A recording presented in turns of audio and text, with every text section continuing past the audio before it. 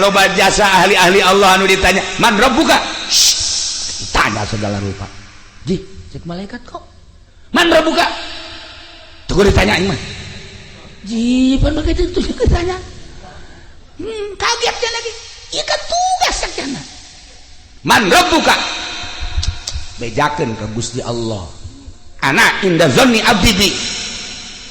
tak Gusti Allah kumaha sangkaan hamba kaula terhadap kula aing geus boga sangka bahwa aing teh ya ieu teh salamet ka jeung kumaha ge ketika roh keluar boga sangka 100% salamet tina pertanyaan maka ditanya-tanya cek malaikat kok kieu amat sih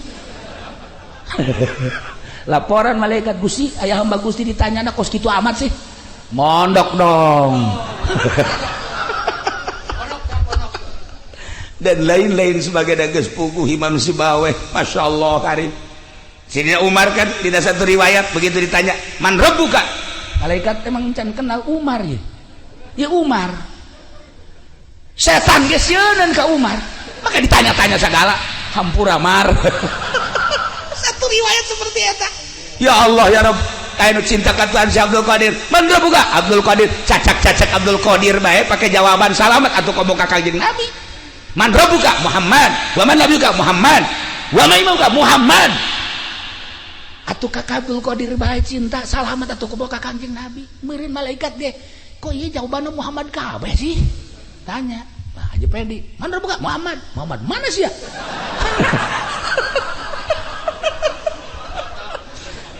cilaka sih ya Muhammad emang itu nyaho iya kampak ya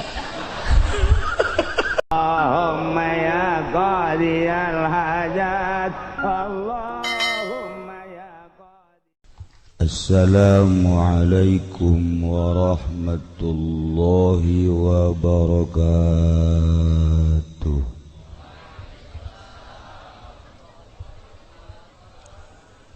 Alhamdulillah wassalatu wassalamu ala rasulillah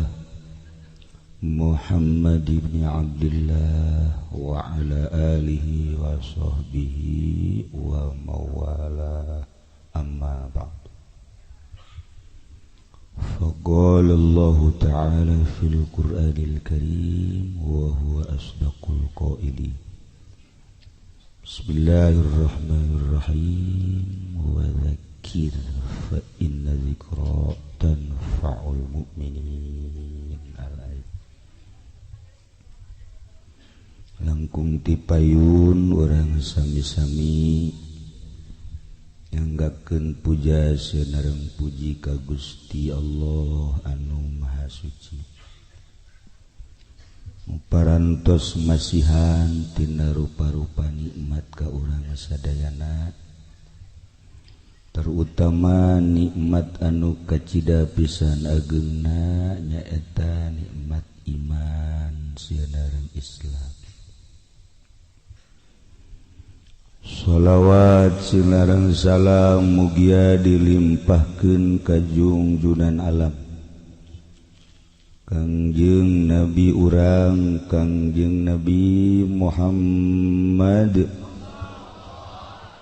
sallallahu alaihi wasallam katut ka para kaluargina oge ka para sahabat-sahabatna rawuh para tabi'in asbatabi'in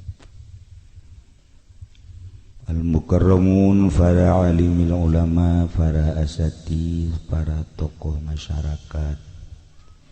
oge para habaib nu alhamdulillah dina saah ieu urang babarengan jeung para zuriyah Kangjeng Nabi Muhammad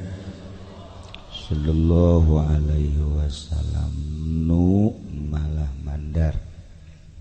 ku hadirna para habaib mudah-mudahan urang jaga di akhirat di aku ku para zuriat Kangjeng leuwih-leuwih ku Kangjeng Nabi Muhammad sallallahu alaihi wasallam kiai-kiai nu sarpuh haraya di dieu nu setengah baya nu anom para santri geus karuhan oge kurage mawa kiai deui nu alhamdulillah kiai bawaan kula beda jeung nu sejen rada khawarik mundahar batur geus eureun nya nama terus bae tur mun aya sesa teu meunang meleng rada khawarik horeng dileleutik pamalingan nya nama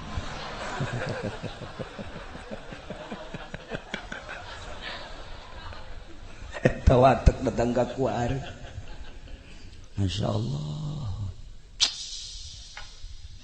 kalayan inayah ti Gusti Allah alhamdulillah padahal sim kuring mah geus wanti-wanti ulah pudlah nu sejen bae geus teu pati dibere resep ririungan jeung lalaki mah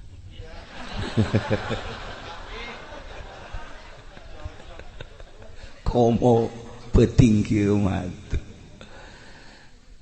beda ambeuna ai jeung lalaki komo jeung si ieu mah aduh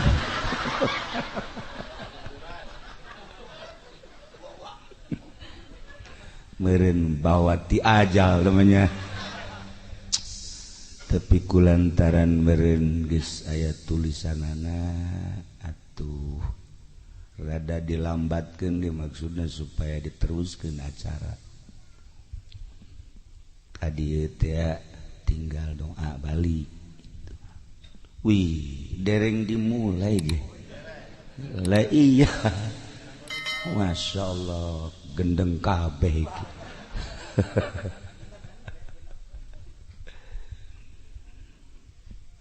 wengi ieu urang mieling ka almarhumah nu 4 tahun silam anjeunna dipundhut ku Gusti ngora keneh sabenerna mun pasini heula mah ta malaikat Israil ojol jeung ieu maksudna ja ieu mah geus kamangpaatanana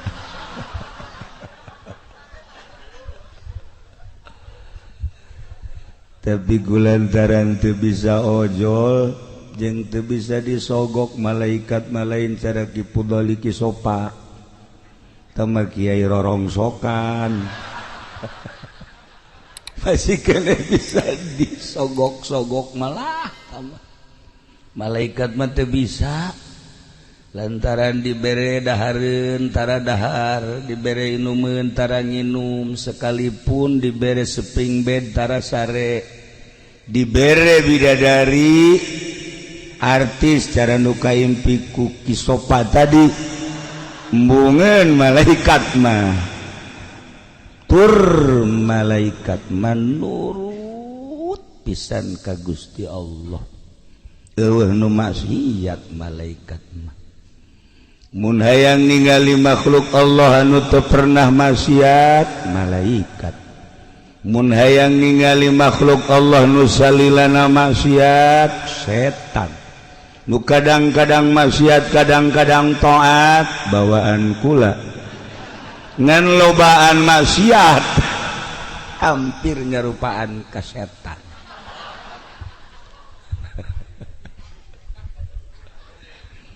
ku ayana manusia mah antara malaikat jeung setan atuh disupri titah nuturkeun instruksi Gusti Allah melalui syariat melalui thariqah melalui hakikat lamun bisa ngabersihanana leuwih ti 50% naik ambeuna seungit kos malaikat lamun teu bisa ngabersihan terus we kahandap maksiat bajidor jeung sajabana atuh baueun malaikat ge mantak malaikat eta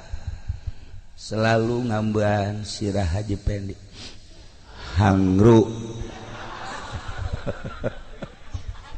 bau karunggoni cek malaikat.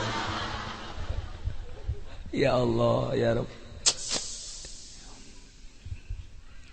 lamun hayang urang nyerupaan ka malaikat urus awak make fikih, tapi lamun diurus sakadar make syariat fikih doang mah kadang-kadang ngan zahirna doang nu bagus, jubah ngangsar ka handap, sorban make tilu, jubah make tilu, naik angkot atuh teh mah kudu dibawa ka grogol. Ieu zahir doang kos kitu katipu urang ku zahir. Encan seungiteun malaikat teh, tapi ketika dirarapi batinna ulah aya panyakit-panyakitan, ulah aya panyakit-panyakitan, panyakit diantara anu geus merambah di urang deket teuing ka makhluk poho ka khaliq, sehingga make jas hayang ka alam ku makhluk. Ulah dehem biasa bae sih make sorban hayang ka alam ku makhluk, teu meunang salah warna, kudu akur luhur jeung handap teu besi teu ka alam ku makhluk. Nah ieu teh calon dan nu kos kitu pisateun.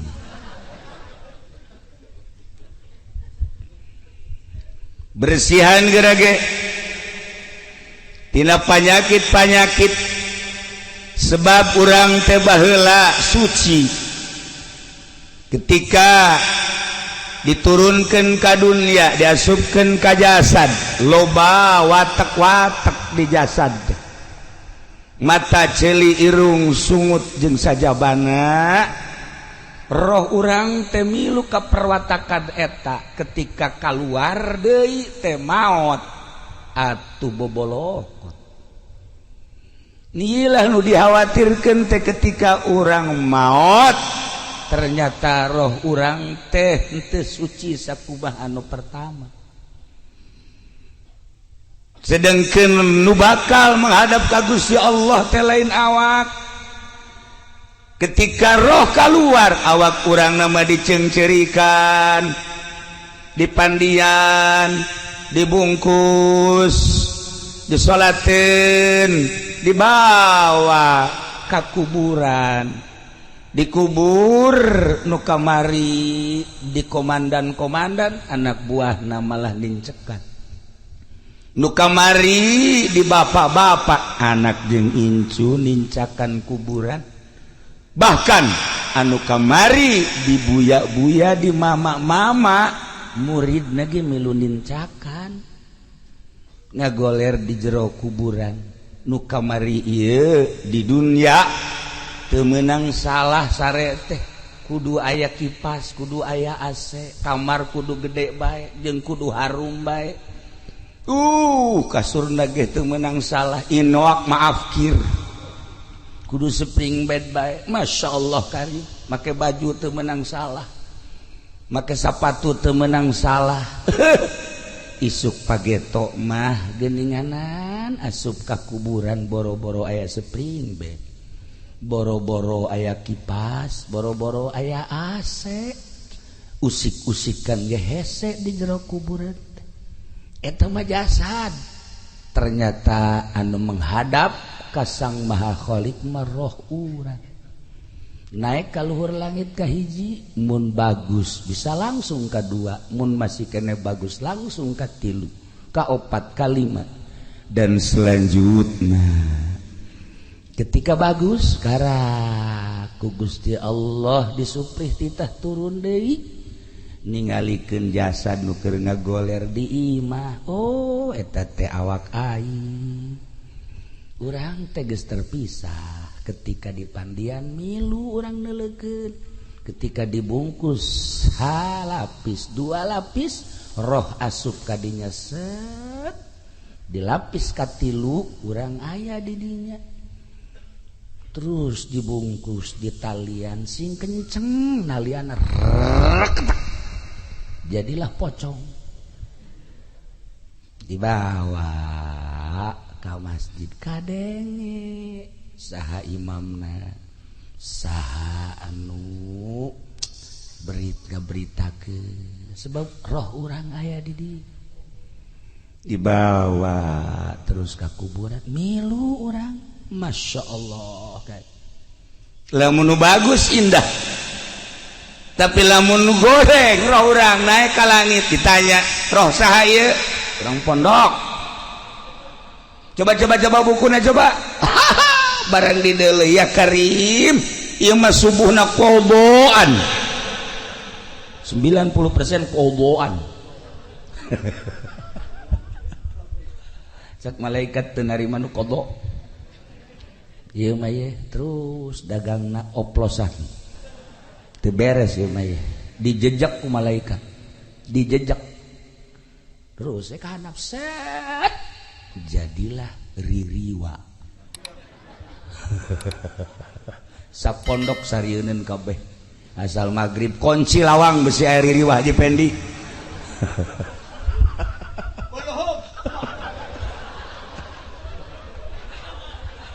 main kuluhum ya Allah ya Rabb Masya Allah Inggris seperti itulah bakal terjadi di diri urang mantap jelema teh hayang masantren inget roh aing bakal berhadapan jeung Gusti Allah ngaji pesantren kan ku kolotna gampang dunia mah loba nu teu sakola ge sararugi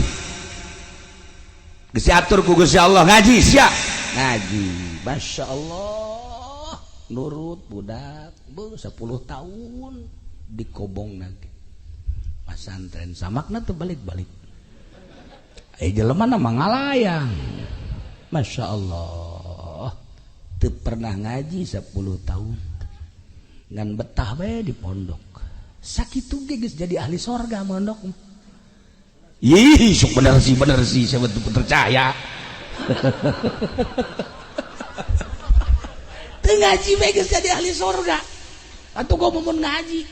Masya Allah teu pondok sebab naon atuh pondok makan jelema nangan ka majelis ka imam ka majelis ka pondok ka masjid ka majelis ka pondok atuh tambah Allah hari tuh ya nah ku inget na aya alam itu sakumaha nu ku Kangjeng dicaritakeun rempan mondok sageusna mondok terus besa ala kadar cacarakan make sageusna make kajul teuing bajedoran ku kumaha ge hasil masantren mah ujung-ujungna tetep bae inget ka Gusti Allah loba anu tadi nama santren balik jadi calo loba nu bebeja kakula nu kuari hirup keneh ge mantan calo loba tapi nyana merenung bae kieu bae cekna aing mondok sebenarnya baheula 15 tahun kok iya aing jadi babaturan jeung lurah kunaon haju aing jadi calo cekna mending mun sugih jantai gas geusan aing mah jadi calona ditinggalkeun lurah langsung balik ka imah cek pamajikanna kok lain deui kuari mah aing deuk nyai kuari mah gitu lain nyai kitu pan ieu dapur ulah mikiran dapur geus pokona mah ngaji waduh sok jasa teu percayaan pamajikanna mah teu percaya bari hirup keneh mun dibejakeun ngaranna sok ngaji bae ka Cilongok kitab di teangan deui punya mana ieu kitab aya kabeneran geus ku geget kitabna bawa deh ku jana ka Cilongok bang ngaji dihareup bae nyana dari nundutan gitu kita aja ku kula bari kuari ngaji bae lah cenah jadi calo geus cenah sugih henteu jeung mending ngaji bae lah ujung-ujungna kuari ngaji bae Masya Allah haji berkah deh cek pamajikanna keur jadi calo kuari cenah nyai jangenan jadi kiai cek cenah teh entar riis datang ke dapur kita riis.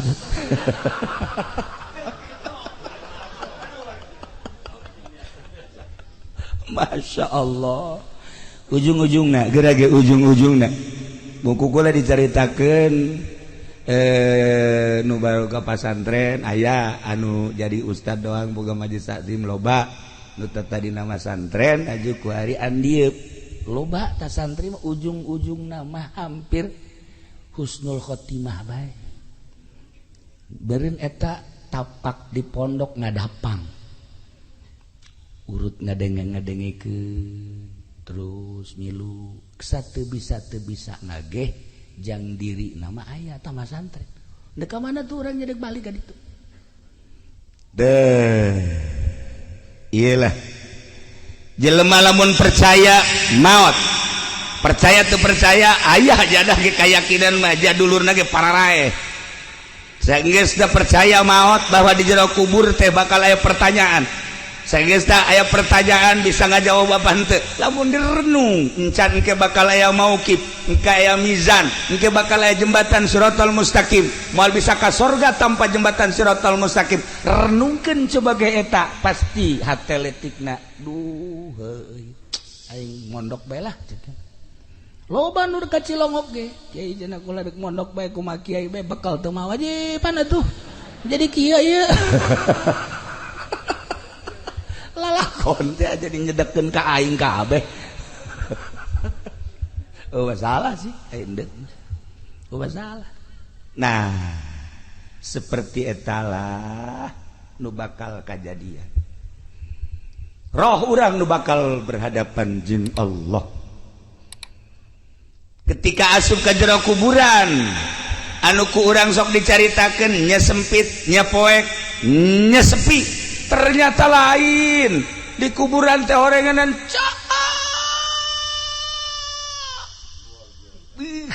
pohara rame moal Kanjeng Nabi Allahumma wasi' qabrahu wa nawwir qabrahu atupan meureunanan gede kuburan teh ku doa Kanjeng cahayaan berarti kuburan teh dina Ibadatul Ahkam pan dicaritakeun nah rame di jero kuburan teh cek Imam Ghazali saha anu nyebutkeun bahwa di jero kuburan sepi ternyata begitu datang ke kuburan Masya Allah rame teh lain lalagan rame kapanggih saha Kasep Ahmad oh abdi teh salat nu 5 waktu Masya Allah hari ieu abdi tahajud nu ieu abdi duha ya Allah ya Rabb hari ieu abdi teh jariyah hari nu ieu teh ngabonceng babaturan ngaji teh ya Allah ya Rabbi ieu saha ieu nu Kasep abad abdi zikir cenah nu ieu sholawat Masya Allah hari ieu muludan cenah teh abdi sok nyumbang aqua teh hiji paingan rada leutik sia ieu aya kabeh rarendul di jero kuburan teh ya Allah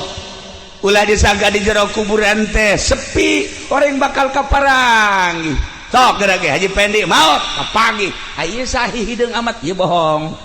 hari nu ieu coba amat coba ieu nipu hari nu ieu wah ieu mah maling karung ara aya kabeh rame mengaji orang di jero kuburan ara aya kabeh di jero kuburan Masya Allah kaparagi orang kuburan teh ya Karim caksaha sepi rame nu mantap para aulia Allah mah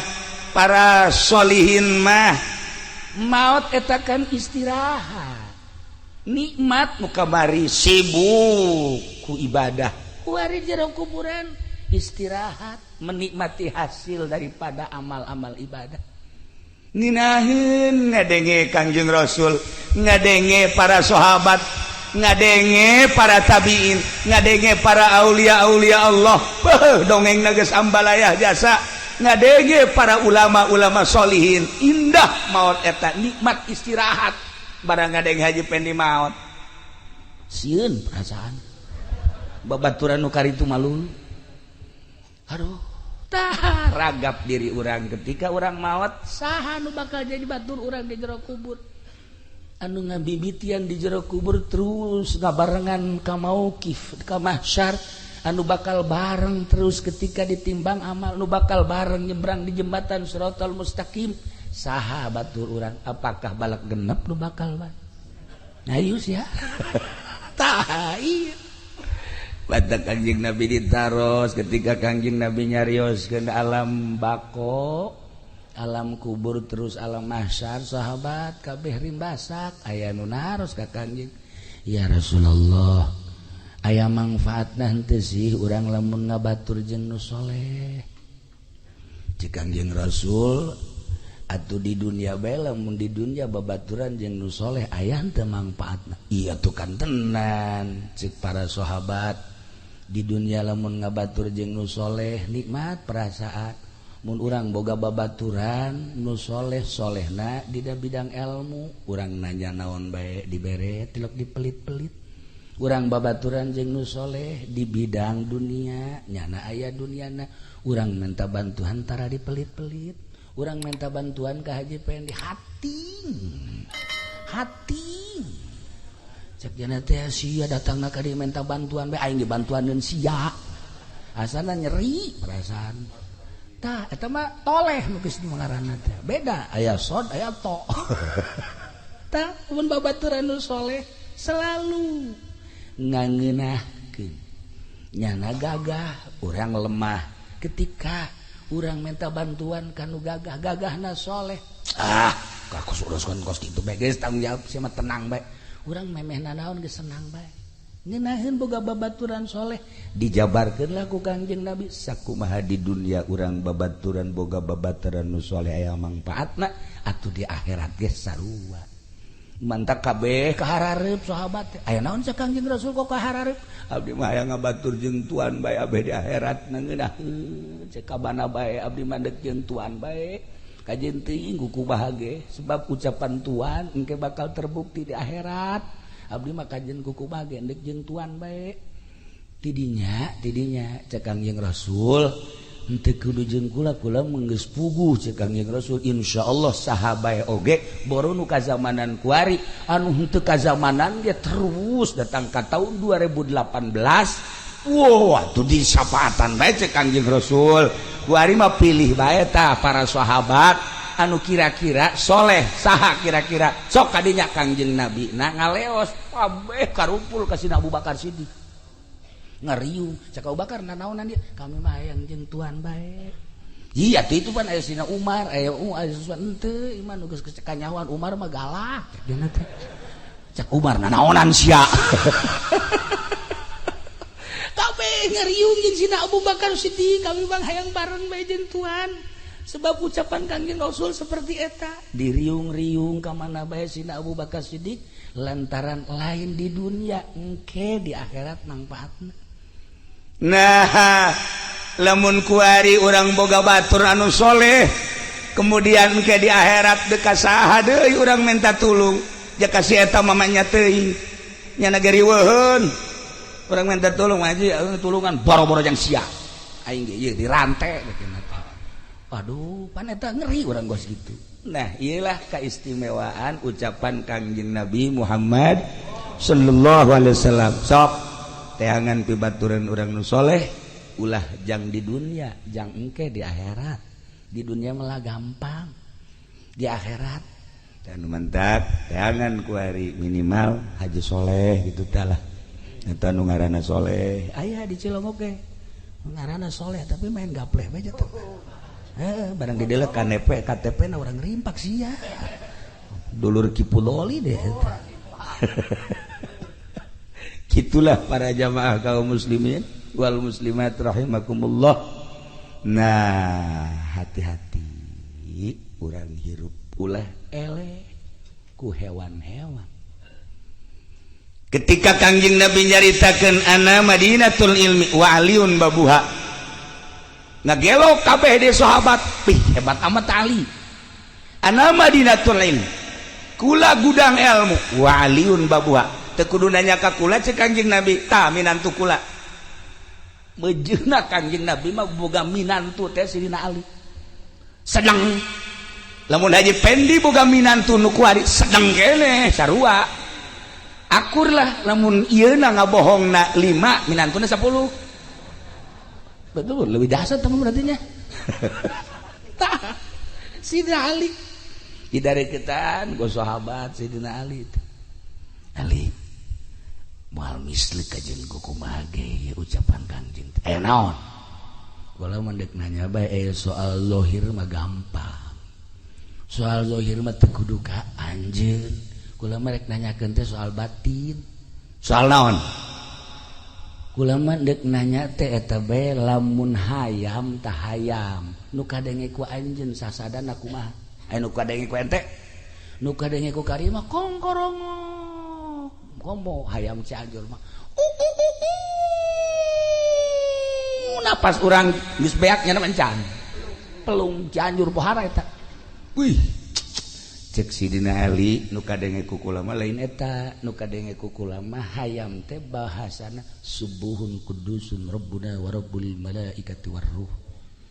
subhanallah walhamdulillah wala ilaha illallah wallahu akbar masya Allah saha urang nu bisa ngadenge suara hayam modal kitu tapi kadenge ku Sidina Ali mah subuhun kudusun rabbuna wa rabbul malaikati war ruh mantap Kangjeng Nabi nyunahkeun urang boga hayam jago warna putih sukuna koneng moal aya di mana ge sukuna koneng kok moal aja mah hese tah eta sebab naon eta teh horeganan baca zikir subhanallah subuhun kudusun rabbuna wa rabbul malaikati war ruh sedengkeun bahasa eta teh bahasa nu sok dibacakeun ku malaikat Jibril alaihi salam ketika turun di langit macana subuhun kudusun rabbuna wa rabbul malaikati war ruh teh malaikat Jibril dek naik deui maca subuhun kudusun rabbuna wa rabbul malaikati war ruh babacaan malaikat Jibril bisa kakalayangan sadunya maca subuhun kudusun rabbuna wa rabbul malaikati war ruh hayam jago babacaanana eta baca coba ku Haji Pendi subuhun kudusun rabbuna wa rabbul malaikati war ruh keur naik mobil nabrak aneh aing mah heueuh aneh lain salah babacaanana sungutna meureun nya heueuh sungutna ieu teu akur jeung kolbu jadi ceplakna teu akur jeung tapak ih ulah kigituanan kabehan subuhun kudus masya Allah karim itu bahasa hayam Sidina Ali ditaros deui tuan ari eta sih bangkong kumaha eta bahasana bangkong bahasana subhanallah alhamdulillah subhanallah alhamdulillah subhanallah alhamdulillah bangkong mawajan subhanallah alhamdulillah subhanallah alhamdulillah teu eureun kadenge kurang kok horegan subhanallah alhamdulillah subhanallah alhamdulillah subhanallah alhamdulillah eta bahasa bangkong coba bahasa Haji Pendi goni karung atuh masih kene muliaan bangkong jeung sieu mah masya Allah karim guys kuari mah urang manggi bangkong usapan manggi sieu tinju hebatan bangkong masya Allah karim satu ketika aya si Mbak lulumpatan ka imah ba'da subuh si Mbak aya naon Mbak ada apa saya kaget cenah tadi malam kaget apa sih kaget kok saya ngedengar suara perkutut saya kok bahasanya bukan suara perkutut yang kedengar sama saya ih luhur amat sih Mbak apa yang kedengar sama Mbak kedengarannya ilallah la ilaha illallah la ilaha illallah la ilaha illallah masya Allah Mbak itu jam berapa itu bangun jam 3 kok bisa bangun jam 3 mau ke pasar sekian teh terus dagang sayur terus itu Mbak kok bisa mendengar gitu emang suka ibadah apa saya mandi dulu setelah mandi sholat tahajud setelah tahajud baru saya ke pasar begitu saya mah kalau mau ke pasar masya Allah tuh palingan bisa ngadenge itu jatuh pernah yang ngadenge tisia kos gitu aduh kata hebatan si Mbak daripada tukang karung mah atunya mah hudang malah nu dihandap leuwih ti heula hudangna oreganan masya Allah kasih Mbak bisa dibukakan hijab ukusnya Allah meureun nol hatena di Cilongok eta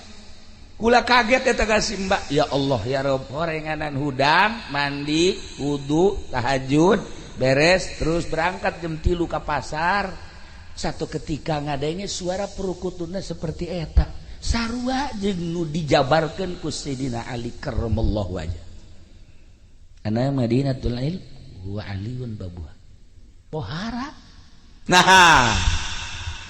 ilah lamun dicaritakeun hewan ditataan ku Sidina Ali bahasa onta bahasa sapi bahasa jamus bahasa munding bahasa berbagai hewan dijabarkeun ku Sidina Ali hebat amat eta Sidina Ali bisa nyahueun ka bahasa hewan luar biasa eta Sidina Ali Masya Allah nu mantak wajar lamun terus bae urang ngahadiahan Abu Bakar Umar Utsman Ali Abu Bakar Umar Utsman Ali horenganan kos kitu atupan sieu mun maot anakna ge wallahu alam hadiah wallah henteu heeh anakna misalnya itu bapak udah meninggal biarin aja enggak tuh lu jarang dah lagi hidupnya juga begitu ulah sampaikeun ka kitu tak tanamkan coba rasa kecintaan anak terhadap urang abeh ketika urang geus ngagojod di jero kubur anak bisa hadiah ka urang anak bisa ngiriman teu butuheun jeruk anu di kuburan mah butuheun ge Fatihah doa Quran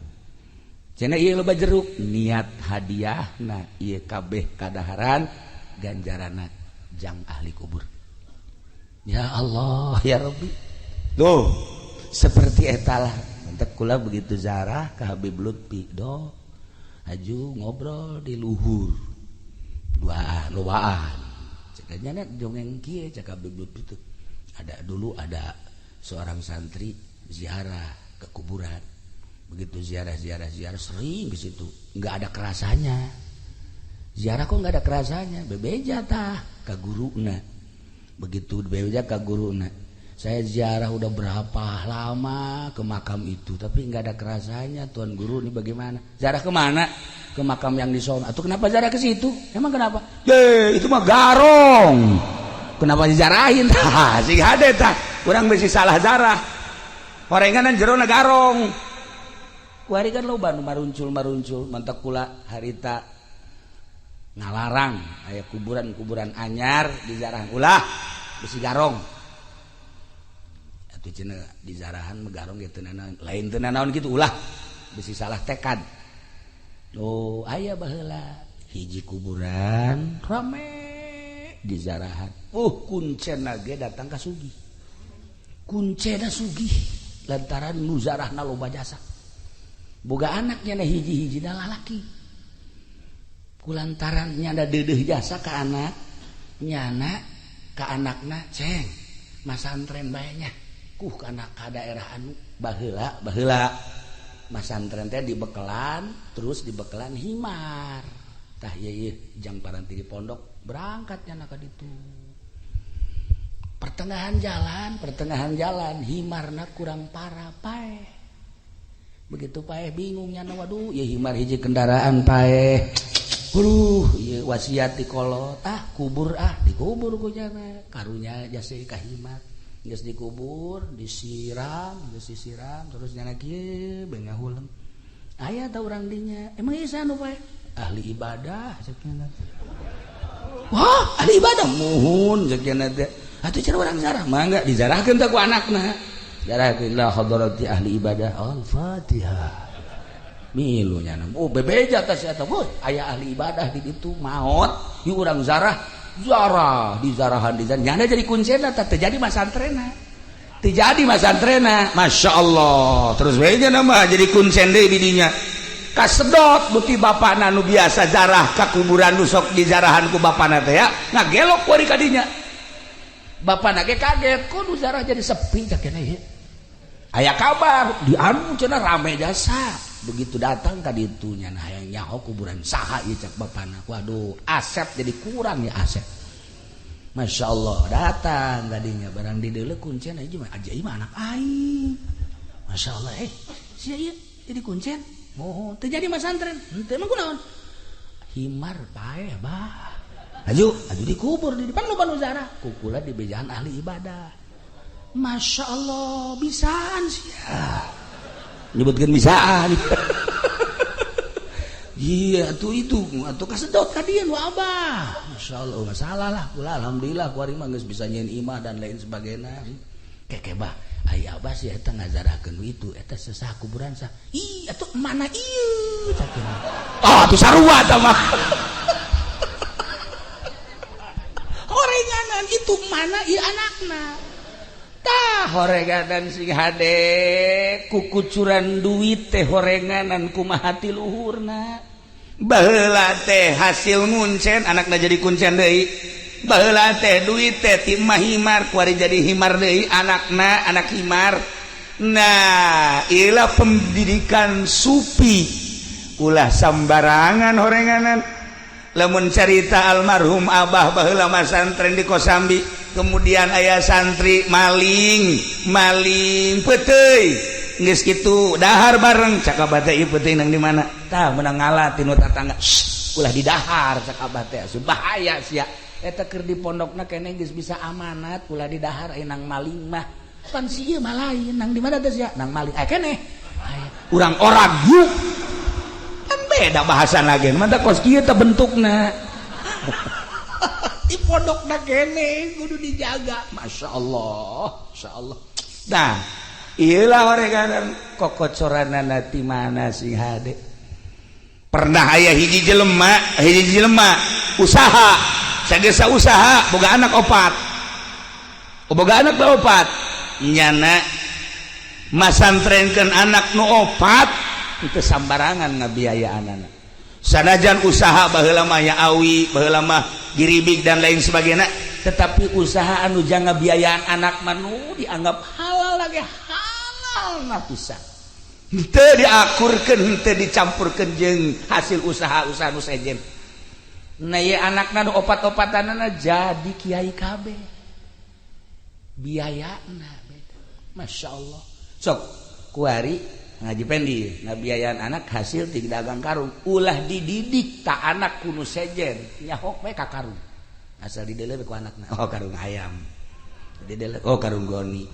oh iya oh karung nyempet aya oh karung nyempet nyaho sorangan sebab bensinna nu mantap para habaib kahandapna jadi habib tetesan ti luhurna habib tuh mana kieu anak kiai ge kahandapna engke minimal jadi kuyainya na kuya dicai lamun kiai na apik baheulana duit ti pamarentah mah punyana tilok di dahar ai leutik mah kitu pod kan lah ieu duit bangsa ti calo-calo tara nah diapika anak teu kudu usaha hese beleke gerage bakal netes ka anak tapi lamun sambarangan nah ieu teh urusan ngaji mah gampang deuk ngaji naon babari kuari mah malah teu kudu masantren kuari mah pencet HP deuk ngaji naon di HP deuk ngaji naon deuk ngaji hakikat ge aya di HP deuk ngaji hakikat geus aya di HP masyaallah guru mursyid abah Google geus aya tadi HP mantap mararikung kabeh jelema aya kabeh tapi lain eta nu hese mah mengenal Allah nu kudu boga guru lain sakadar ilmiah sebab lamun eueuh guru hese engke nuduh-nuduhkeun anak menuju Allah mah hese sebab naon loba penyakit engke akibat lamun eueuh guru teu kaambe anak himar ge engke dizarahan bae tapi lamun boga guru tek urang jeung Habib Lutfi be datang ka makam kaambe ahli tawakal urang zarah deui ka hiji makam gumo Gus Dur sarua ahli sobar nyahoan Bu begitu zarah Habib Lutfi seri bae ini mah bukan kiai bukan wali bajingan ceknya kaambeun misalnya teu wauheun jeung Haji Pendi ya, Haji Pendi maot, ajak Habib Lutfi kadinya. Coba Bib tolong zarahin ini siapa ini orang. Jaga mantu.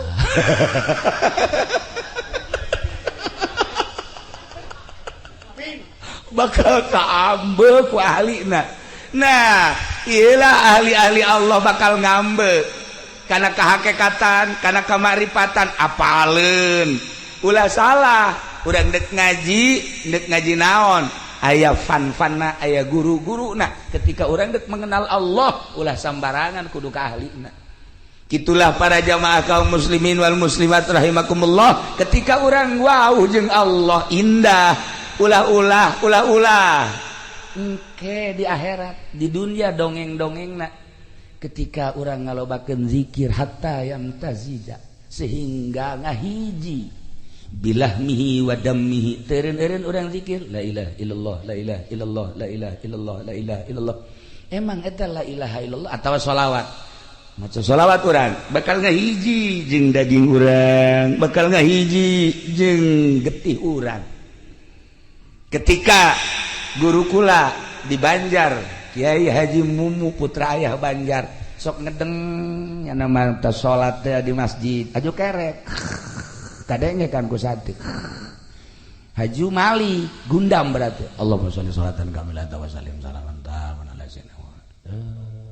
Kekerek deui. Ke Malik deui. Allahumma sholli sholatan kamilatan wa sallim salaman. Gundamna bae sholawat. Gundamna sholawat. Coba si ieu gundam. Ayo coba, hayang nyaho coba ayo, gundamna. Goni.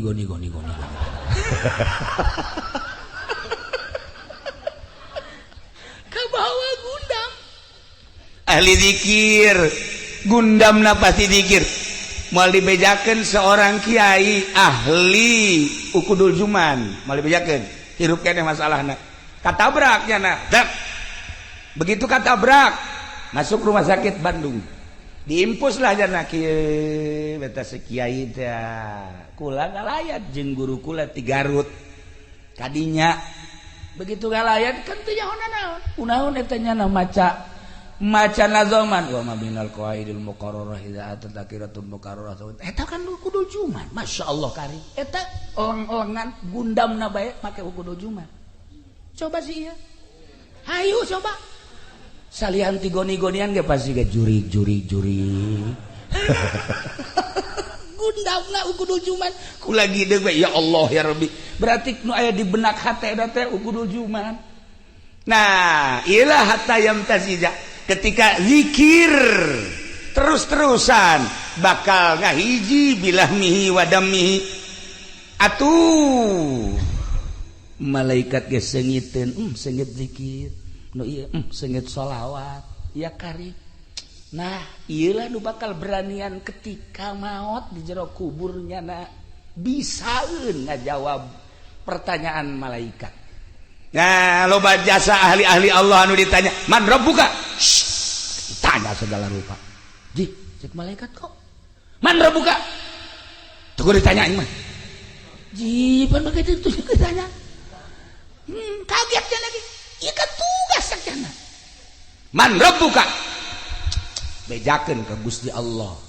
Ana inda zanni abdi bi. Tak Gusti Allah kumaha sangkaan hamba kaula terhadap kula. Aing geus boga sangka bahwa aing teh ya ieu teh salamet ka jeung kumaha ge. Ketika roh keluar boga sangka 100%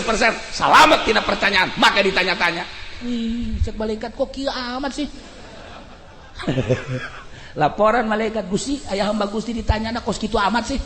Mondok dong. Dan lain-lain sebagai geus puguh manusia bawe. Masya Allah karim. Sidina Umar kan dina satu riwayat begitu ditanya man rabbuka, malaikat emang can kenal Umar ya. Ya Umar. Setan geus sieun ka Umar. Maka ditanya-tanya segala hampura mar.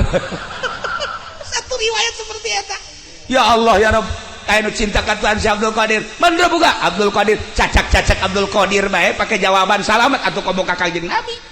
Man rabbuka? Muhammad. Wa man nabiyuka? Muhammad. Wa ma imamuka? Muhammad.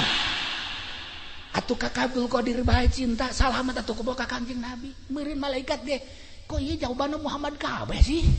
tanya Haji Pedi, mana buka Muhammad mana sih ya? Ya cilaka sih ya Muhammad emang itu nyaho ya kampak ya.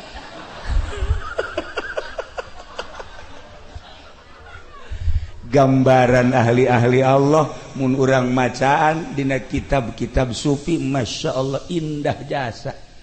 dengan berbagai jawaban-jawaban anu ngangeunahkeun pisan ka batin. Sebab naon? Asma Allah, sifat Allah jeung zat Allahna geus ngahiji di awakna. Jadi nu ngajawab teh lahmihi wa dammihi. Tisaeutik ahli Allah ketika terjadi peperangan ngucur getihna kahandap ngabentuk Allah aya nu ahli sholawat ngabentuk Muhammad batur seperti eta renungkeun jeung tafakuran coba diri urang mun maot getih urang naon Itulah para jamaah kaum muslimin wal muslimat rahimakumullah tina urayan kaula di awal tepi ke akhir ieu adalah merupakan jang memikirkan masa depan urang ti mimiti kubur datang tak terus ke alam mahsyar sing hade tetesan-tetesan sakumaha tadi kaambeun horeng ku malaikat oge ku ahli-ahli Allah kaambe ulah salah zarah urang sing hade besi anak himar di jarahan ku urang ya besi bajidor di jarahan ku urang tanyakeun geura ka ahlina sebab kaambeun ku ahlina mah boro-boro geus maot hirup keneh kieu ge kaambe lamun Ki Hairun liwat di Jati ti Ledu ka Cilongok nyana di gelam kieu be kaambe aya anu boga naon kitu ngaran aya anu boga teluh cak nyana kaambeun dan lain-lain sebagainya ku ahli Allah selalu kaambe ngan teu meudang nyaritakeun geus urang lempengkeun kuari hate urang jeung keyakinan urang eueuh pangeran nu wajib disembah kecuali Allah anu ngatur segala-galana yuk urang mun tayang segala rupana ka Gusti Allah menta ka Gusti Allah jah hakikat mah kabeh ge ti Gusti Allah menta dimantepkeun keyakinan urang ka Gusti Allah sehingga dosa-dosa urang dihampura ku Gusti Allah amal-amal bagus urang ditarima ku Gusti Allah terutama nu kuari di haolan mudah-mudahan dihampura sakabeh dosana dilegakeun di kuburanana dicaangkeun di kuburanana dibere kanikmatan ku Gusti Allah di jero kuburanana urang nu aya di dieu mudah-mudahan husnul khotimah bi barakati umil Quran al-Fatihah. Bismillahirrahmanirrahim. Alhamdulillahirabbil alamin arrahmanir rahim maliki yaumiddin iyyaka na'budu wa iyyaka nasta'in ihdinas siratal mustaqim siratal ladzina an'amta 'alaihim ghairil maghdubi 'alaihim waladdallin. Amin ya Allah ya rabbal alamin. Allahumma ihdinas siratal mustaqim Allahumma ihdinas siratal mustaqim Allahumma ihdinas siratal mustaqim siratal ladzina an'amta 'alaihim minan nabiyyin siddiqina wa syuhada wa salihin wa hasuna ulaika rafiqa dzalikal fadlu minallahi wa kafa billahi alima wa shalli wa sallim ala jami'il anbiya'i wal mursalin walhamdulillahi rabbil alamin. Taqabbal ya.